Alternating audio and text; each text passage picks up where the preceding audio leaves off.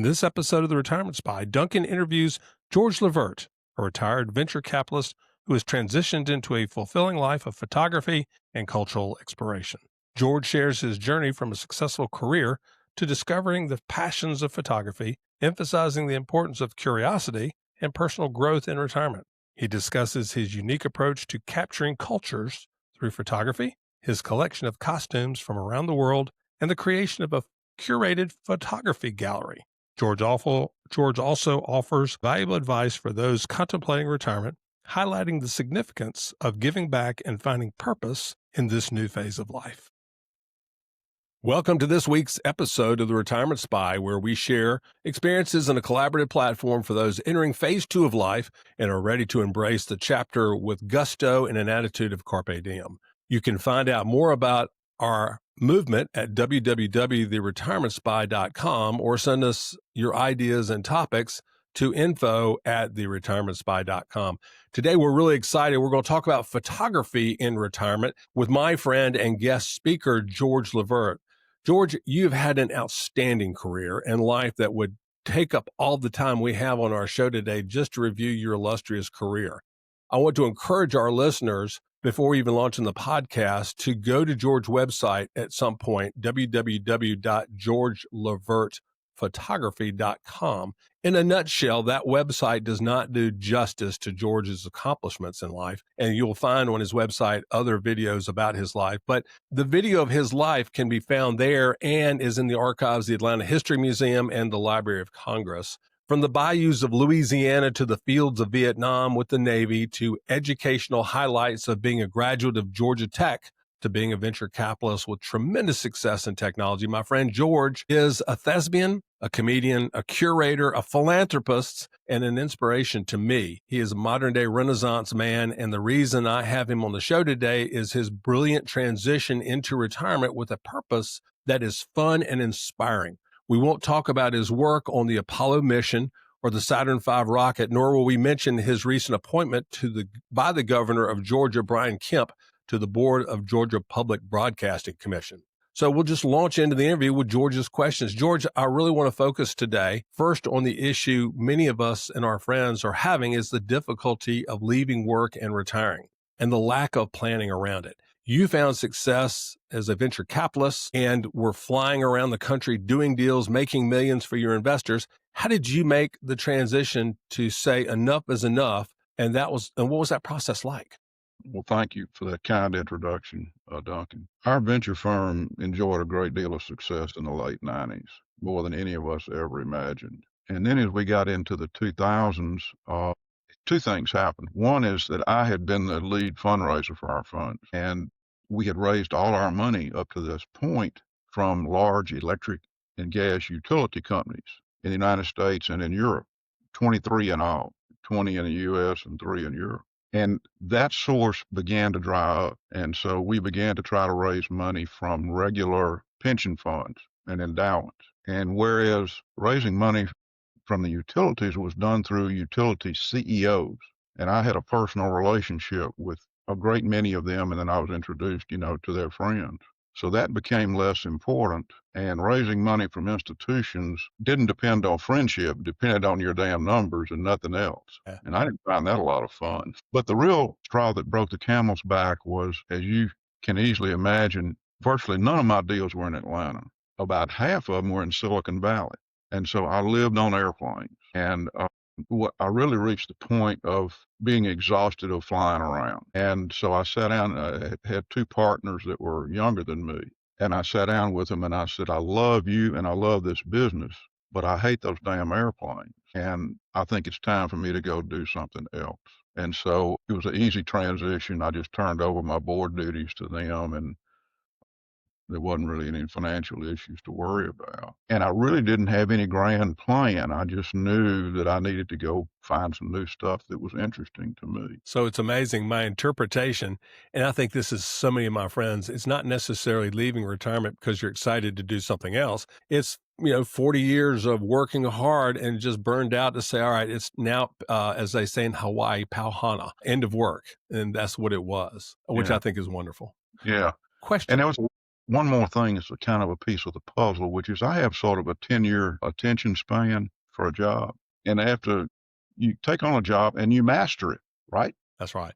So from that point forward, you're just repeating. You're not growing, you're not learning, you're not whatever, you're just making money. And so this was at about that point.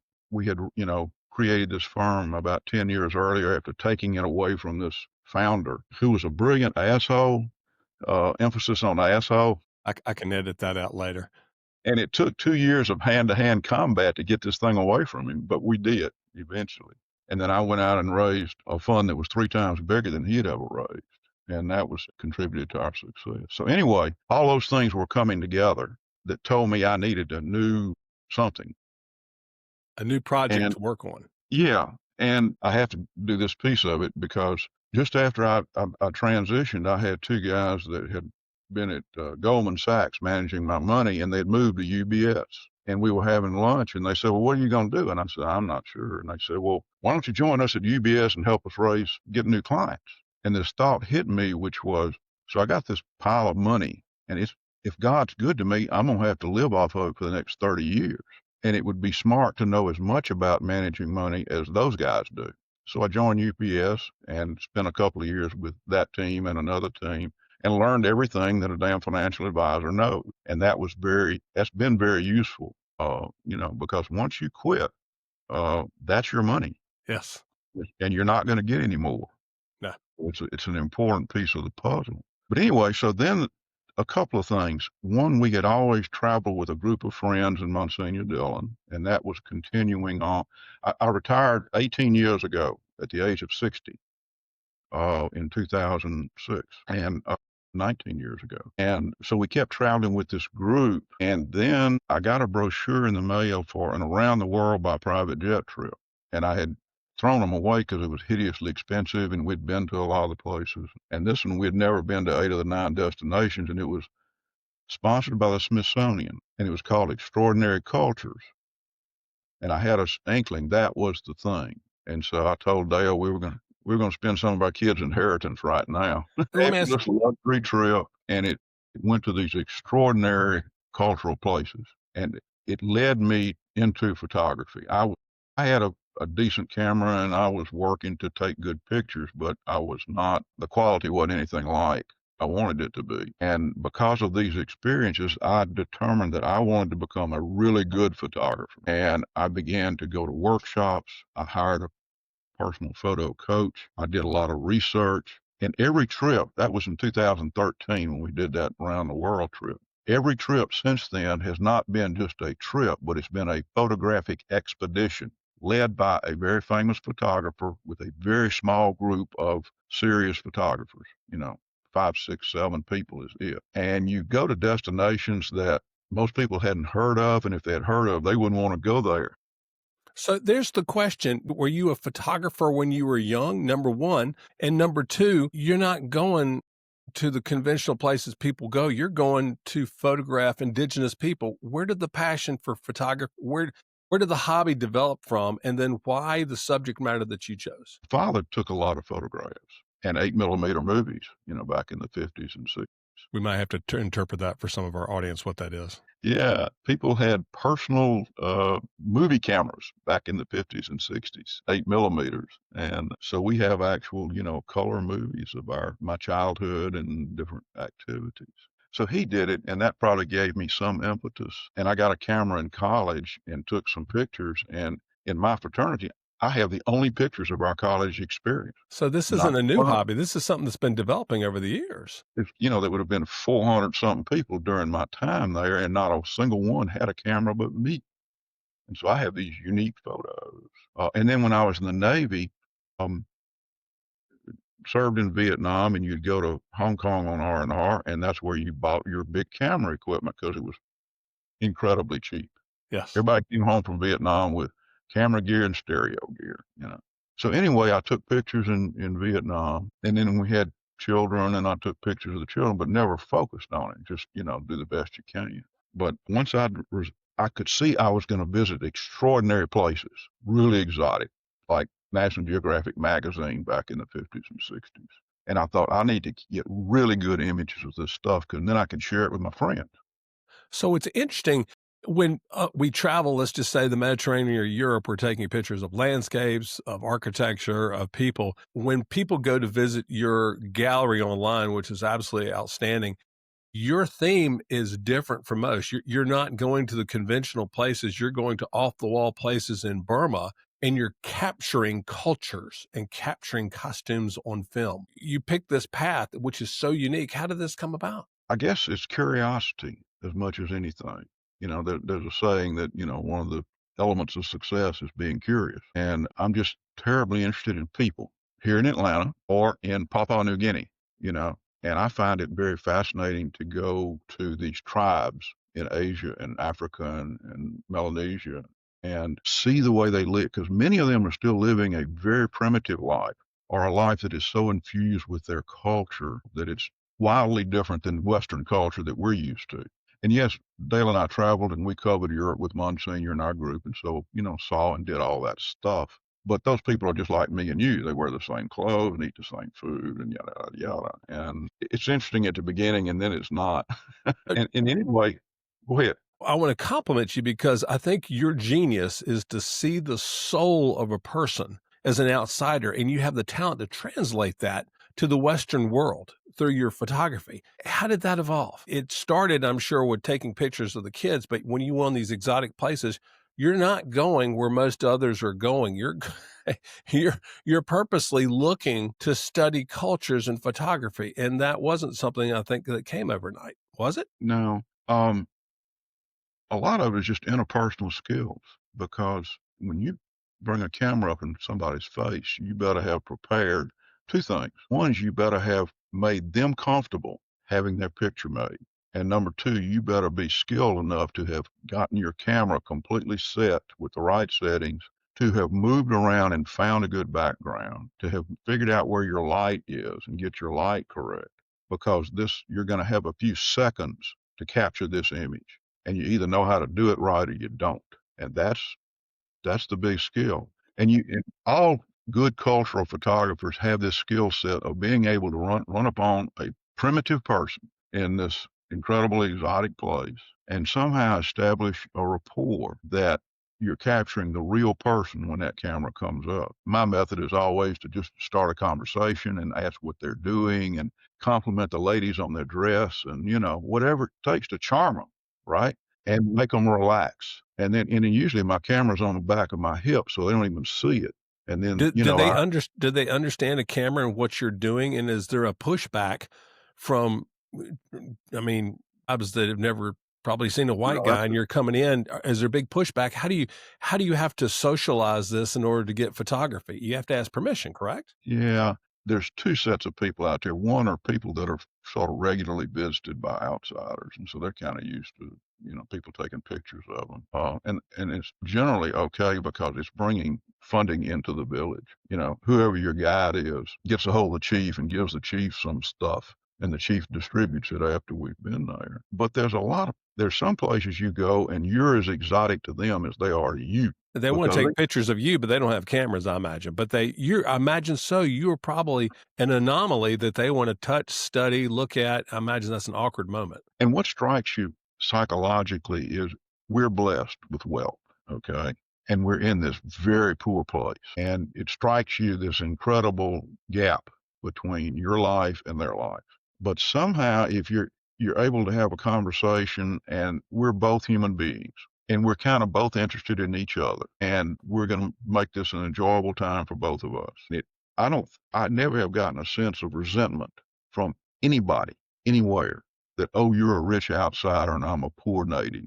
They have no perspective. Unless they've been to the United States or somewhere in a developed country, it's an anomaly to them. They have no idea.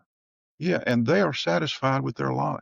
It's sort of like you go to, say, Kenya, and there's the Maasai there, and they are rural, pastoral people that cattle are their whole wealth and existence. And yes, some people leave the Maasai tribe and go to Nairobi and, live a city life, but the vast majority stay right there, and they like it. It is a life that suits them. You have And You have a museum that's utterly stunning of the costumes of the people you photographed all around the world. When did you begin collecting costumes? Was it off the start, or how did this develop over time? It was a kind of a random notion. On this around the world trip, one of the places we visited was Rwanda. And you go there to go up into the jungle mountains and see the mountain gorillas. But when you leave to do that, you go to the center, the gorilla center, I guess they call it. And these natives come in their historic tribal costumes and do the Ntore dance. And it's fantastic. It's straight out, King Solomon's Mines movie. Go watch that and you'll see these people. And after we got back, for some reason it went in my brain, geez, that was a very interesting costume. I wish I had tried to get one. And our guide, local guide, who was an American, was still there. And I emailed him. I said, do you think you could get me one of those costumes? Yeah, I can get you one. And he bought one from one of the kids, packed it in his stuff, and brought it back to the U.S. and sent it to me. And from I've got the image as an American that somebody comes up to you on the street and goes, "George, I really love your blazer. This guy named Bob from a foreign country would like to have your blazer. Will you take it off and sell it to him?" I can't imagine how strange that would be in a culture that's undeveloped when somebody says, "I like your clothes. You want to take them off and give them to me." Yeah. Has there been pushback with this? Because your costume collection is phenomenal. Well, and I'm very unique. There aren't any other people taking trips to these places and going to the chief and saying, "I'd really like to buy one of these costumes." Nobody else is doing this. Right? And It takes them back. They're kerfluffled. They're like, "What? You want what?" and so in the beginning, it was serendipity. I would just run into the costumes and I would negotiate and collect them and bring them home. And then my brain went, well, you could be better prepared. So I would research my trip before I left, discover what is the most exotic costume of that culture, and then send that picture to the guides for our trip and say, somewhere on our trip, I need to acquire a costume like this. And so it's known before I ever arrive. That's what I'm after. And so the local guides, you have your trip leader, but then you always have one or two local guides that go around with you, and they knew where to go or who to talk to, get the costume. And I have 19 of them now. Have you had challenges in getting the costumes? I'm trying to think of, I'm thinking in the United States, the people I know who have collected some Native American Indian costumes, you can't have a war bonnet with eagle feathers in it, apparently. Did you have, because I imagine a lot of these costumes have exotic feathers and are priceless in value in my mind, but have you had a challenge in either curating them or getting them back to the United States through whatever customs or traditions there may be? No problems whatsoever with customs or anything. There's been huge challenges of getting the costume and taking it with me or having it shipped. And those that are, sometimes I've had them made. I've given them the money and they were going to make it and then ship it to me. So I know a lot about DHL nowadays. And there have been some times where I thought the whole project was lost because of the source was drying up. It couldn't be shipped, just all kinds of things. Really just edge of your fingernails kind of situations that have all worked out. Okay. But I was sitting around here stressed, for weeks or months. 2 years at one time during COVID, I had ordered this fantastic Theum costume, and the lady was going to have it made by an artist. And COVID locked her up for a year in her village. She couldn't even get out. And then she started getting it made, and then her parents died, and just you couldn't make up a story. But finally, she got it shipped, and then it took 3 or 4 months being shipped by ocean, from India to Busan, South Korea, to through the Panama Canal to New Jersey, to being put on a truck and brought to Savannah. And so it's been a great adventure of finding the costumes, negotiating to get them, having them made in a lot of cases, and then shipped. But it's worked. Your journeys are not for the faint of heart. You gave me great advice when I approached you a few years ago. I said, "George, what advice could you give me about travel?" And you said, create a bucket list and start with the hardest adventure that you want to do first. Because as a young man, you can do that. But as you get older, you can't do some of the trips that you would want to do. And you were very blunt with me. You said, "Duncan, I guarantee you my bucket list of places I want to go are not on your bucket list because I go to unique places." Tell me about one of your sojourns to one of your subjects that you photographed that is unique, that was quite enduring. People used to ask me so I've been to 90 countries, been to India 5 times, And they say, "What was your favorite trip?" And I used to say, "Oh, there's so many that are, special." And then it finally occurred to me there is one place that if I could have only gone to one place, it would be Papua New Guinea. Tell me. And a lot of people not even know where Papua New Guinea is, but it's in the South Pacific. It is sort of northeast of Australia. It is an island where up in the mountains, there were tribes that were never touched by the outside world until the 1930s. They were living in the Stone Age when these people went in there and found them, and they still reflect Stone Age culture. There are 40 species of birds of paradise on the island of New Guinea. They are the most spectacular plumage in the planet. And these people have been killing and trapping them for millennia to make their headdresses and other parts of their costumes. And they paint their faces and use all these shells and ferns and stuff. And they're the most exotic humans on the planet.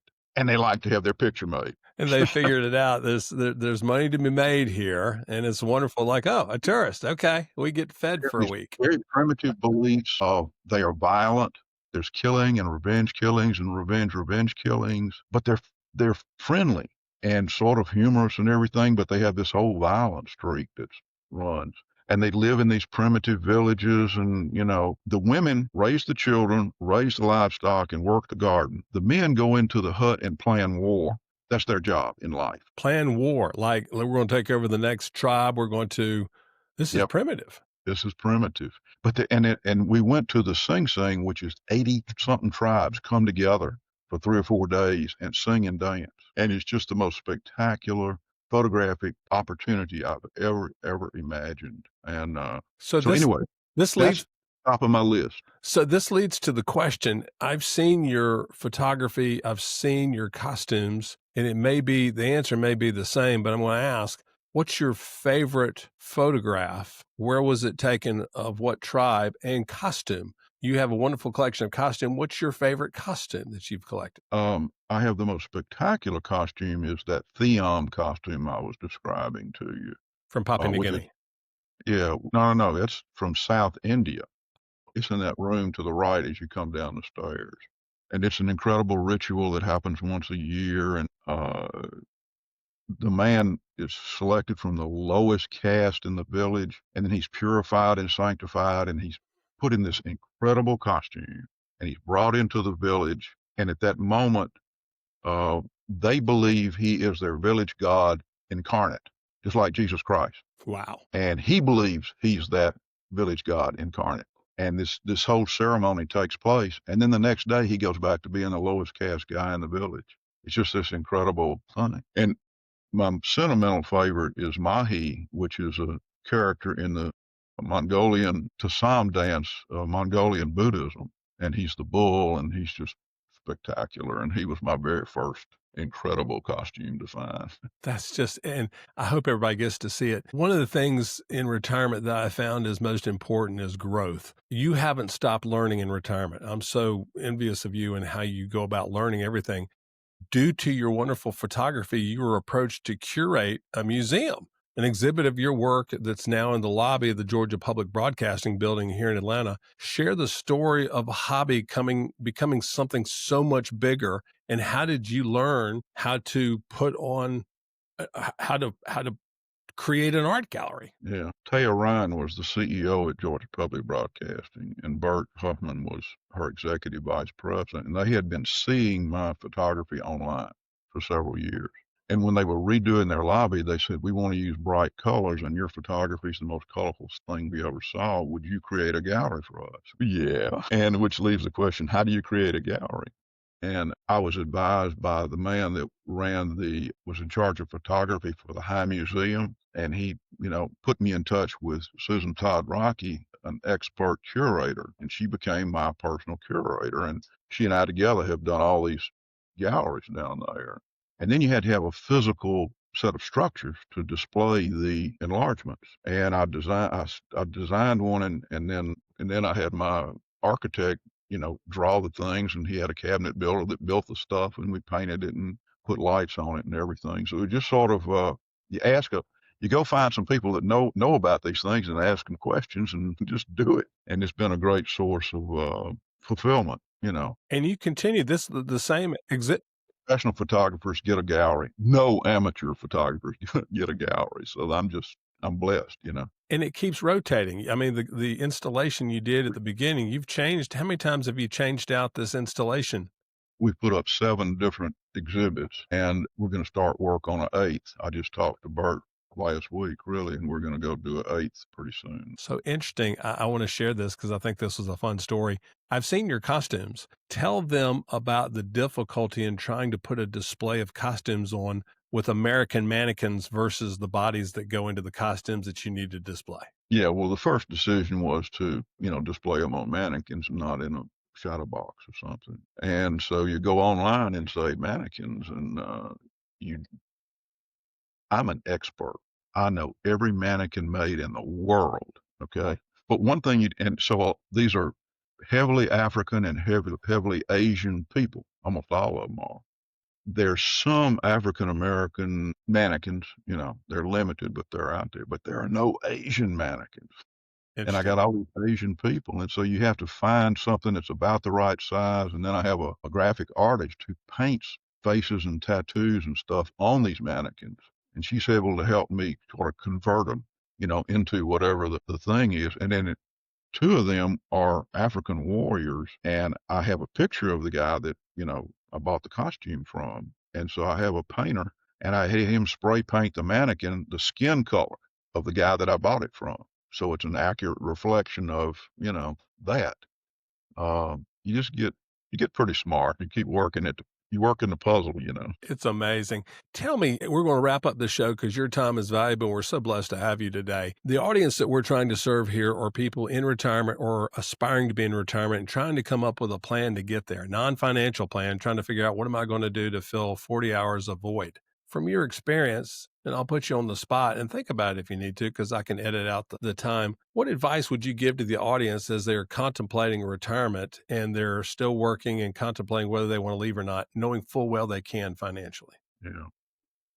Well, one thing we've not talked about is the thing that has really taken up as much of my time as photography, and that is service. Because I was a fundraiser in my venture firm, I have that skill. And I have friends that have asked me to join many different nonprofit boards, the Opera, the Red Cross, the Smithsonian, Georgia Tech. It kind of goes on and on. I've probably been on a dozen of these nonprofit boards. I'm still on a couple. And then, GPB is the new thing. That has turned out to be a great source of fulfillment for both me and Dale because let's just take, the Red Cross. What newbie said, would you, be interested in doing the Red Cross? I said, sure.